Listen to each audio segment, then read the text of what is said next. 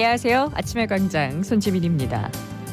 내년도 최저임금을 결정할 최저임금위원회가 논의를 시작했습니다. 노동계는 12,000원, 경영계는 9,620원 동결을 주장하고 있는데요. 첫 번째 회의에서는 서로가 협상 테이블에 앉지도 못했습니다. 아르바이트 노동을 많이 하는 대학생들은 최저임금이 어느 정도 돼야 한다고 생각하는지 오늘 MG 티키타카에서 짚어보고요. 현장 리포트에서는 이현공원 숲속 음악회 찾아가 봅니다. 4월 21일 금요일 아침의 광장입니다. 오늘도 시사 비타민 알차게 챙겨드릴게요. 먼저 이 시각 교통 상황과 날씨 알아보죠. 서유리 리포터. 네, 먼저 고속도로 상황입니다. 중부내륙지선 창원 방향 서대구 영업소부터 남대구 나들목까지 서행 흐름 보입니다. 이어서 시내도로 살펴봅니다. 와룡로 죽전 내거리에서 볼리 내거리 방향 옛 볼리 파출소 내거리 직전 가장자리 차로에 현수막 떨어져 있습니다. 일대 지나신다면 주의하시고요. 호국로 무태 내거리에서 상격대교 방향 신호 2번 생각하셔야겠습니다. 끝으로 날씨입니다. 오늘 우리 지역 하늘 대체로 맑은 가운데 아침까지 대구와 경북 내륙에는 짙은 안개 끼는 곳 있겠습니다. 교통안전에 유의하시기 바랍니다. 오늘 낮 최고 기온은 14에서 22도 예상됩니다. 북쪽에서 찬 공기 내려오면서 어제보다 5에서 9도가량 온도 떨어집니다. 미세먼지 농도는 보통 수준으로 대기질 무난하겠고요. 현재 대구의 기온은 17.7도, 습도는 35%입니다. 지금까지 서유리였습니다.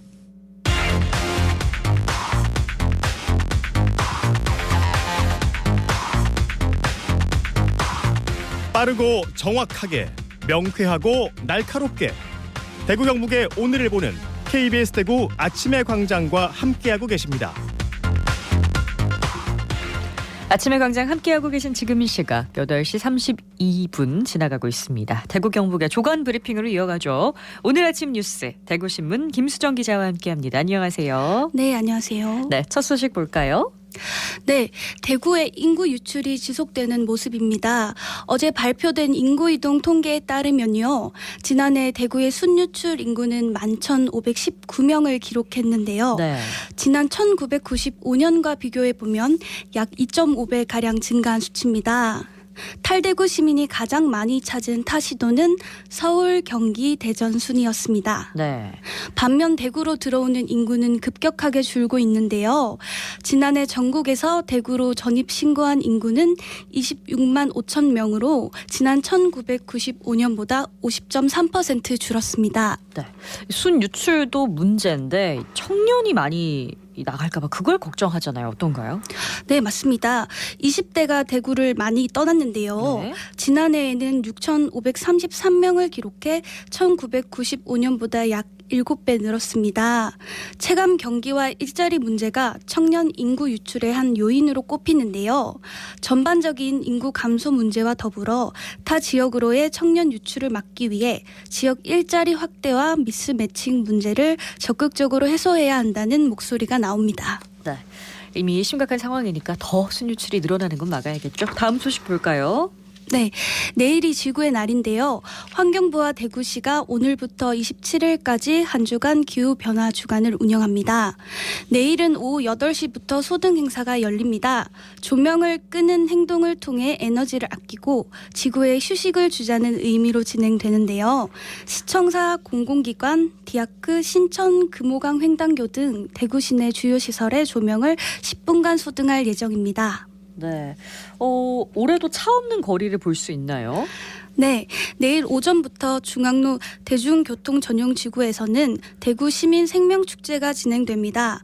반월당 내거리에서 대구역 내거리까지 차량 진입이 통제되고요. 차 없는 거리가 운영될 예정입니다. 행사장에서는 녹색 대행진과 탄소 중립 퀴즈 대회 등 기후변화를 주제로 한 다양한 홍보 부스와 체험 프로그램이 열립니다. 네, 지구의 날을 맞이하는 행사 많은 분들 관심 가져주시기 바랍니다. 다음 소식은요? 네, 중증 장애인을 폭행해 숨지게 한 30대 남성에게 실형이 선고됐습니다. 대구지법은 지난해 5월 대구 남구 길거리에서 평소 알고 지내던 중증 장애인 B씨를 자신을 무시한다, 는 이유로 폭행한 30대 A씨에게 징역 7년을 선고했는데요. 네. 병원으로 옮겨진 B씨는 치료를 받았으나 머리 손상 등으로 결국 숨졌습니다. 당초 경찰은 A씨를 단순 상해죄로 구속 송치했으나 대구지검 검사가 조사를 거쳐 상해치사죄로 혐의를 바꿔 기소했습니다. 네, 단순 상해죄에서 상해치사죄로 바뀌었는데 상해치사죄가 인정된 이유는요? 네, 검찰은 구타와 사망 간의 인과관계가 있다고 판단했는데요. A씨는 B씨가 맞아 기절했음에도 계속해서 폭행했고 네. 철제 울타리 기둥에 B씨의 머리를 여러 차례 부딪히게도 한 것으로 조사됐습니다. 재판부는 사망이라는 결과 발생에 예견 가능성이 높았던 점 등을 참작했다고 양형 이유를 밝혔습니다. 네, 다음 소식 전해주시죠. 네, 대구시가 드론 상용화 지원 사업 공모에 선정돼 지역 기업과 손을 잡고 드론 테인먼트 상용화에 도전할 계획입니다. 시는 드론 기업 스카이 엔터프라이즈와의 컨소시엄이 국토부의 드론 상용화 지원 공모에 선정됐다고 밝혔는데요. 공모 선정으로 국비 1억 3천만 원을 확보했습니다. 시는 이번 공모를 계기로 드론 융합 퍼포먼스를 기획하겠다는 포부를 밝혔습니다. 함께하는 드론 기업은요, 국내 처음으로 실내 드론 공연, 드론 테인먼트 기술력을 확보한 업체입니다. 그렇군요. 네, 최근 수성못에서 드론으로 피자를 배달하는 모습을 선보인 바로 그 업체인데요. 네. 오는 7월에는 전 세계 30개국이 참여하는 대구 국제 청소년 스포츠 축제 개막식에서 새로운 드론 퍼포먼스를 펼칠 예정입니다. 네, 드론 퍼포먼스 기대해 보겠습니다. 오늘 소식 여기까지 듣죠. 고맙습니다. 네, 감사합니다. 오늘 아침 뉴스 대구신문 김수정 기자였습니다. 안녕하세요. 저는 수성구에서 편의점 알바를 하고 있는 홍수빈입니다. 아르바이트를 한 지는 6개월 정도 됐는데요. 오후 근무로 4시부터 11시까지 일하고 있습니다. 하는 일은 물건 계산하고 매장 안에 청소하고 매대 정리하고 택배 접수도 하고 주로 그런 일을 하고 있습니다. 요즘 물가가 많이 오르다 보니까 편의점 찾는 손님이 더 늘지 않았나 싶은데요. 편의점 도시락이나 삼각김밥, 샌드위치 같은 게 많이 나가요. 아무래도 밖에서 사 먹으려면 10,000원은 훌쩍 넘으니까 간단하게 사 먹으려는 분들이 많은 것 같아요. 특히 제가 일하는 곳은 학원가에 있어서 학생들이 끼니 해결하러 많이 옵니다. 편의점에서 식사하는 손님도 많아서 자리가 없을 때도 있고 도시락은 정말 들어오는 대로 금방 나가는 편인 것 같아요. 1+1이나 2+1 같은 행사 상품도 금방금방 나가고 있고 매출도 계속 늘어나고 있습니다. 편의점에서 알바를 하다 보면 물건도 검수하고 정리도 해야 하는데 손님이 끊임없이 올 때 힘든 것 같아요. 가끔 무리한 요구를 하거나 영업을 방해하는 손님들이 있을 때 곤란하기도 하고요. 그래도 일하면서 용돈도 스스로 벌고 손님들이 감사하다고 인사해 주실 때 뿌듯하고 보람된 것 같습니다. 편의점 알바생들이 혼자 일하다 보니 위험에 노출되는 기사도 많이 보이는데요. 모든 편의점 알바생이 안전하게 일할 수 있었으면 좋겠습니다.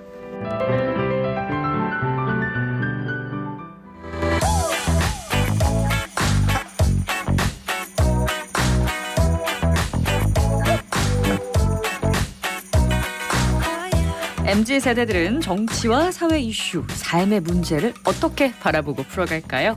젊은 그들의 생각을 펼쳐보는 MZ 티키타카, 오늘 청년의 눈으로 본 최저임금을 주제로 이야기 나눠보겠습니다. 국민의힘 강사빈 부대변인, 전국대학 학생회 네트워크 김상천 정책국장 나오셨어요. 두 분 안녕하세요. 안녕하십니까. 네, 방금 저희가 이 편의점 아르바이트생의 인터뷰를 잠깐 듣기도 했는데요. 이 아르바이트생이 가장 걱정하는 건 아무래도 최저임금일 것 같습니다. 내년 최저임금 협상을 시작하면서 노동계는 12,000원을 요구해서 좀 화제가 됐는데, 자, 현실적인 금액일까요, 이게? 이제 청년 아르바이트생의 입장에서 12,000원 되면 정말 좋긴 하겠지만 네. 그렇게 현실적인 요구는 사실 아니라고 생각이 듭니다. 그렇다고 물가 인상률이 5% 가까이 오르긴 했지만 아무리 그래도 24% 가까운 12,000원까지 올리기에는 경제에 무리가 있지 않나 무리다. 이런 생각이 좀 듭니다. 예. 저도 이 어떻게 보면 청년으로 살면서 중간중간에 자취도 하고 혼자 살고 있기 때문에 이 생계활동을 하면서 돈을 벌어야 하는 상황마다 아르바이트도 해봤고 네. 국가에서 하는 정책들이 있습니다. 뭐 국가 근로장학생이나 이런 부분으로도 아르바이트를 많이 해봤었는데요. 저는 사실 그 일을 하면서 이 일에 비해서 많이 받는다고 느끼기도 했었는데요. 이 최저시급 자체가 지금도 충분히 높게 형성되어 있고 실제로 지난 문재인 정권 때 급격하게 올림으로써 문제가 한번 있지 않았습니까? 그런 문제 때문에 지금 노동계에서 주장하는 12,000원은 굉장히 무리하다라고 생각하는데요. 일단 올해 최저임금이 9,620원이죠. 24.7%가 오른 금액을 요구하고 있는 상황입니다. 1989년에 20% 이상 최저임금 인상률을 딱 한 번 기록했었고 네. 그 이후에는 30여 년 동안 그 정도 수준의 인상률은 전혀 없었고요. 최근 10년간에는 이제 4,000원에서 9,000원대로 2배 이상 인상이 되긴 했지만 가장 많이 오른 시기는 2018년에 16.4%라는 걸 감안하면 지금 뭐 코로나 팬데믹 이후이기도 하고 자영업자 소상공인이 많이 흔들리고 있는 상황에서 굉장히 무리한 요구를 하고 있다. 이렇게 말씀드릴 수 있을 것 같습니다. 예, 다만 제가 좀 동의하지 못하는 부분들은 사실 물가도 그만큼 많이 올랐다.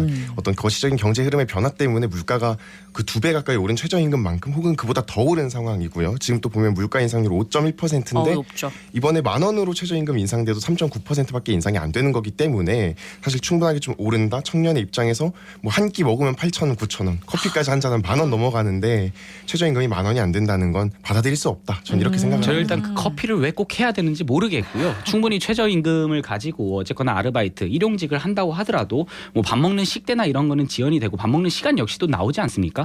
그 경우에 맨날 커피값이나 이런 걸 운운하면서 그게 안 된다라는 것도 말이 안 된다고 생각하고 두 번째로 이게 자영업자랑 소상공인들이 더 힘들어지게 되면 결국에는 고용 인원이 줄고 지금 심각한 문제도 우리가 음식점이나 이런 곳에 가면 서빙도 로봇이 하고 있는 상황 아닙니까? 그쵸. 그게 결국 인건비에서 비롯되는 문제인데 계속 이런 식으로 급격하게 올려야 된다고만 주장을 한다면 결국 나중에 가서는 사람을 고용원으로 쓰는 일이 거의 없게 될 것이다. 악순환일 예, 것이다. 그런 부분까지도 우리가 판단해 봐야 되지 않나. 저는 그런 생각을 가지고 있고요.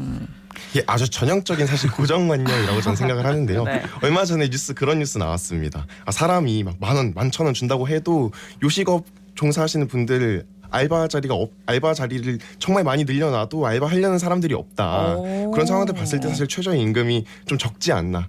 네, 그렇게 생각이 좀 근데 듭니다. 아르바이트를 지원하지 않는 이유가 최저임금이 적어서다 이렇게 생각하시는 거예요? 이제 최저임금이 노동 강도에 비해서는 좀 적지 않나 이런 인식들이 좀 있는 것 같습니다. 노동 강도가 특별히 좀 센 아르바이트들이 있죠. 예, 특히 대학생들이 하는 아르바이트 같은 경우에 대부분 그런데요.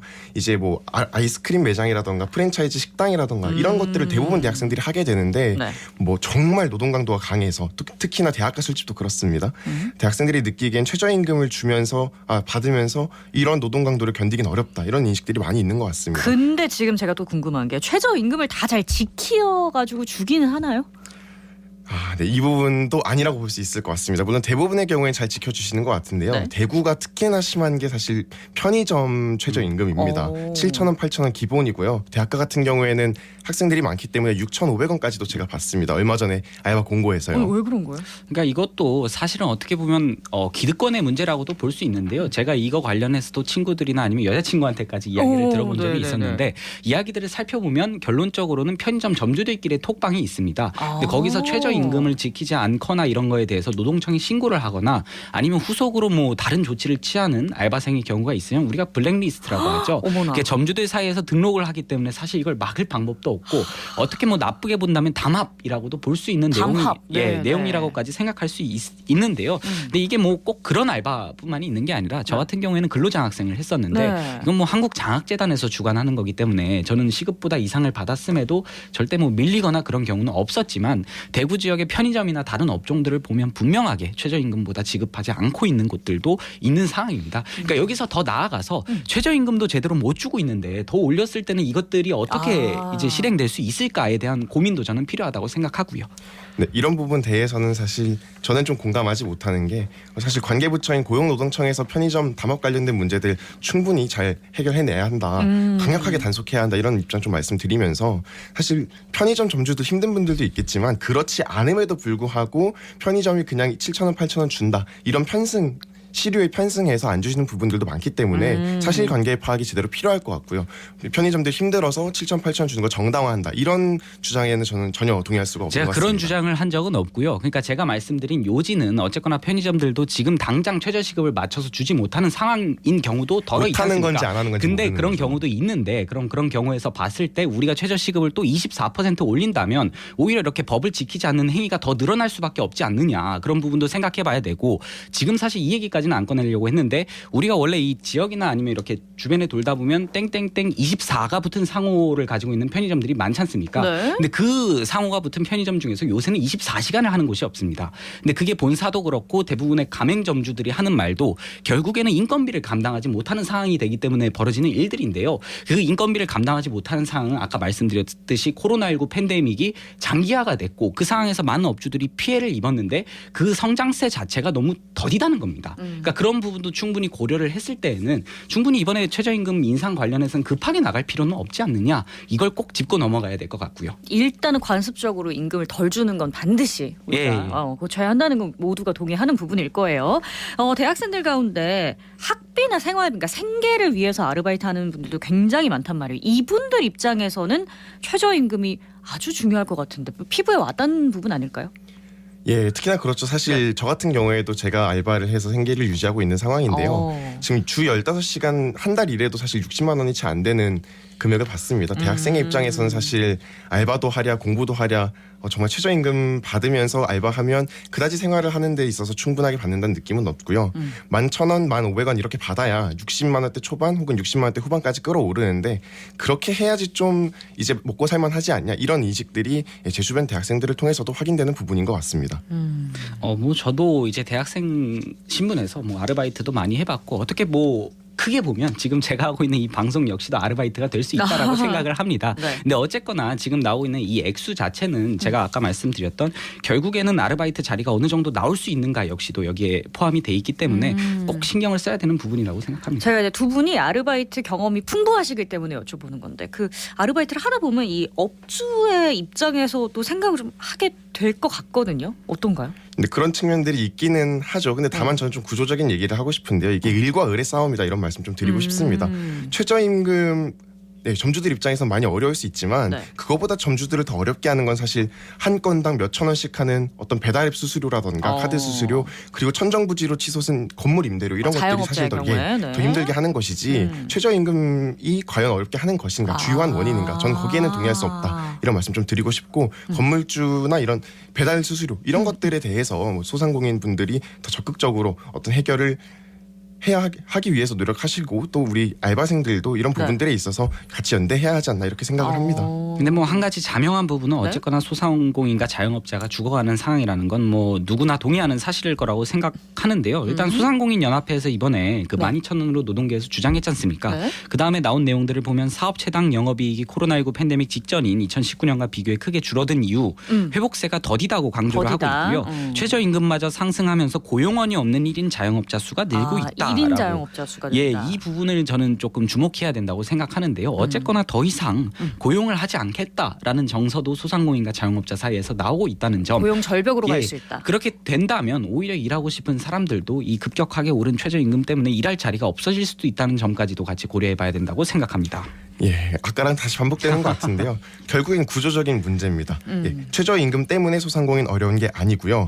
다른 요인들, 배달앱 수수료 이런 사실 떼가면 안 되는 돈들, 부당한 돈들 때문에 중간에 떼가는 게 많기 때문에 어려운 거 아닌가. 그리고 뭐 이제 소상공인 말고도 다른 거 보면 원청이 뭐 400만 원 지급해도 하청에 하청, 재하청까지 가면은 최저임금 받는 그런 노동자들 많지 않습니까? 그런 구조적인 문제 해결을 위해서 정부와 여당이 나서 주셔야지 최저임금 동결해가지고 을과 을의 싸움 부추긴다 이런 건 사실 저는 뭐 국민의힘이나 정부와 같은 책임 있는 기관에서 할 말은 아니라고 생각합니다. 한 가지만 더 찍겠습니다. 이게 배달앱 수수료나 아니면 그 건물 임대료를 아까 조금 부당하다라고 표현하셨는데 저는 그게 어떻게 부당한 로직이 되는지 전혀 이해를 못하겠습니다. 어쨌거나 배달 배달앱 수수료는 배달 차원에서의 그 배달이라는 서비스를 팔고 그 가맹점주들은 그거에 대한 합당한 비용을 지불하는 것이고요. 그다음에 뭐 건물 임대료 역시도 건물을 사용한다면 그 건물을 소유하고 있는 사람한테 당연히 임차료를 지불해야 되는 건 너무나 상식적인 이야기이기 때문에 이게 그 가맹점주들을 다른 인건비보다 힘들어한다는 거에 대해서 전혀 동의 못하겠습니다. 왜냐하면 저 역시도 지금 사무실을 운영하고 있기 때문에 이 사무실에서 가장 크게 차지하는 비중 중에 하나는 결국 임대료가 아니라 결국은 인건비죠. 그러니까 임대료보다도 인건비가 훨씬 더 중하게 다가오기 때문에 그 부분에 대해서도 조금은 생각할 필요가 있지 않나 하는 생각입니다. 네, 최저임금 인상과 뭐 서비스 가격 책정 이런 것들이 또 동시에 우리가 다 이제 의논을 해봐야 하는 과제인 건 자명한 것 같습니다. 그리고 또 이제 우리 강사빈 부대변인 같은 경우에도 운영을 하고 있는 주체잖아요. 네네. 지금 MZ세대를 20대 초반부터 30대 후반까지 보기 때문에 뭐 대학생도 있지만 자영업자도 있고 소상공인도 있단 말이에요. 네. 청년을 규정하는 폭이 굉장히 넓기 때문에 최저임금을 바라보는 시각이 좀 다를 것 같거든요. 네. 저는 어쨌거나 단기간에 뭐 제가 아르바이트도 해봤고 그다음에 지금은 뭐 사업체도 하나 운영을 하고 있는 상황이기 때문에 여러 가지 느끼는 게 있지만 제가 고정적인 아르바이트를 쓰지는 않지만 종종 제가 필요한 일이 있을 때마다 이렇게 아르바이트를 쓰는 경우가 있기 때문에 네. 그런 경우들을 고려해 봤을 때는 사실 인건비가 상당한 부담인 건 누구나 아는 자명한 사실입니다. 그러니까 그런 부분까지도 같이 고려를 해야 되고 급격한 인상은 좀 부담스럽다. 예, 맞습니다. 예, 뭐 그런 부분에 있어서 사실 저는 좀 요즘 뭐 최저임금 너무 낮고 그래서 네. 뭐 프리터족이라고 해서 차라리 뭐 최저임금 중소기업 뭐 취직을 해도 바에야? 최저임금 받는데 예, 그럴 바에는 그냥 알바하는 게 낫겠다. 이런 학생들도 많은 만큼 그런 부분도 좀 정부 여당에서 잘 챙겨줘야 한다 생각합니다. 그렇습니다. 오늘 MC 티키타카에서는요. 최저임금을 좀 급격하게 올리는 것에 대한 청년들의 시각에 대해서 이야기 나눠봤습니다. 국민의힘 강사빈 부대변인, 전국대학 학생회 네트워크 김상정 정책국장이었습니다. 두 분 고맙습니다. 감사합니다.